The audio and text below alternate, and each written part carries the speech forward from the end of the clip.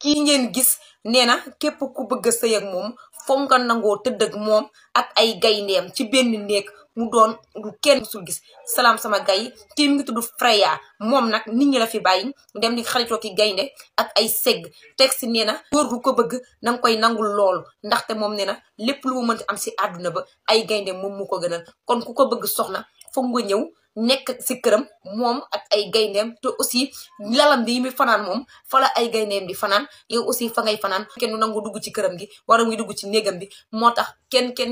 nangu te génn ak moom nag benn ordre lay teg fekkee bëgg nga ko soxna moom yow yaay ñëw te aussi tamit ngay partager lépp ak ay gayndeem boo xam ne kenn musu koo gis. moom nag lu mënti am si àdduna ay gayndeem moom moo ko gënal maanaam nekk si gaynde yi di yéeg si kawam ak a wàcc di tëdd ak ñoom di foog ñoom. xam naa ne si àdduna moom gaaw a dégg heure ménage ndaxte kenn du ko nangu. nit ñi nga xam ne am nañ fit dëgg te comprendre ko xam naa ñoom ñoo koy nangul mais bu doon Sénégal mii du gaaw a am jëkkër ay ca miinoo sama gaay